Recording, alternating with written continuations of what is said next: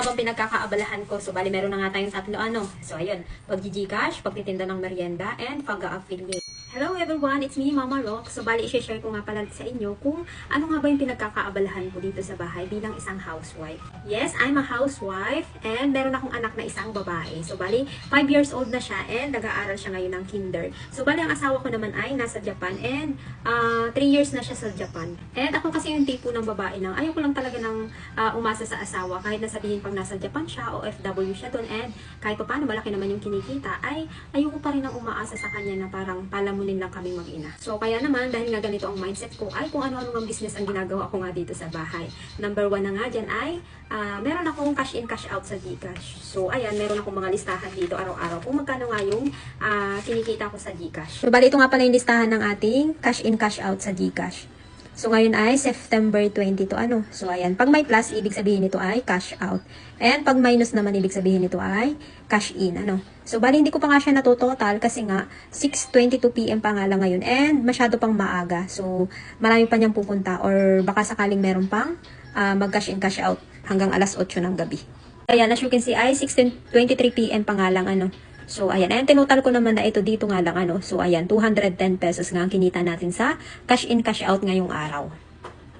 So, ang number 2 kong kinikita dito ay, meron nga kami dito sa aming subdivision na, ang tawag dito, GC. So, bali may buy and sell kami dito GC sa aming subdivision. So, ayan, nagtitinda nga ako ng banana Q, turon, and carioca. And sa pagtitinda ko nga ng mga kakanin, ay masasabi ko nga talaga na isa siya sa pinakamalaki na income ko dito sa bahay. And sa katunayan nga niyan, ay kumita nga ako ng 1,260 pesos ngayong araw sa pagtitinda lamang ng kakanin. So, ayan, bali ganyan lang naman siya. Magpo-post nga lang ako dito sa aming GC, sa aming subdivision. Tapos, delivery start at 3 PM. So, bali may nag-order nga pala dito sa GC and meron din naman mga nag-PPM. So, ayan, kagaya niyan, 3 banana Q, 8 turon. So, bali magkano na agad yan? 140 pesos na agad. 3 carioca, ayan, 30 pesos. So, ganun lang naman. Tapos, lulutuin ko nga siya ng sabay-sabay and i-deliver ko nga siya ng 3 PM sa kanilang mga bahay. Kasi nakalagay naman dyan yung mga black and lot nila.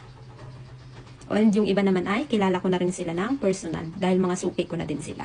So, ayun, masyado na nga mahaba and mag-part 2 na nga lang tayo sa pagtitinda natin ng ating merienda. And ang number 3 ko nga na pinagkakabalahan dito sa bahay ay ang pag-affiliate. So, bali, ginagawa ko lang naman ang pag-affiliate kapag nga meron akong time kasi hindi ko talaga maiwan yung pagtitinda ng mga kakanin kasi talagang malaki nga din yung kumbaga malaki din yung income ko doon. Lalo-lalo na sa Gcash, napipindot lang ako tapos pera na yung kapalit. So, kumbaga wala akong pagod sa pag-Gcash. And sa pag-affiliate ko naman, ayan, as you can see naman ay araw-araw pa nga din may pumapasok sa akin. So, ayan, September 22, meron akong 23 pesos. And araw-araw talaga yan. Wala naman akong palya na walang income sa pag-affiliate. Kaya kahit maliit yan, kapag napagsama-sama yan ay malaki na din talaga. So, ano pa nga bang pinagkakaabalahan ko? So, bali meron na nga tayong tatlo ano. So, ayun, pag-Gcash, pagtitinda ng merienda, and pag-affiliate. And hindi pa nga doon natatapos dahil meron pa nga tayo ano. So, number 1 na nga ulit dyan itong ating pagtitinda ng wrapper. So, dahil nagtitinda nga ako ng turon, so hindi mawawalan talaga ako ng wrapper, ano. So, talagang, pinagbibili ko na din siya. So, bali, ang bili ko dito ay 20 pesos, yung puhunan ko dito. So, pinagbibili ko siya ng 25 pesos. So, meron pa akong 5 pesos. So, di ba, sayang din yun. Pera din yun pag naipon yun. Pera at pera pa din yun. So, wait lang, there's more. So, bali, ito nga pala yung nilalive ko sa TikTok, ano, ito yung ating facial tissue na 3 bundle. So, ito, isa din to sa pinagbibili ko. So, bali, 3 bundle nito ay 139 pesos. So, bali, ang isang bundle natin ay 46 pesos. So, ang isa nito ay pinagbibili ko nga ng 60 pesos. So, isa-isang bundle, meron akong 13 pesos. Tapos, i-plus pa natin na binibili ko nga siya sa basket ko. Kumbaga, ginagamit ko yung account ng kapatid ko.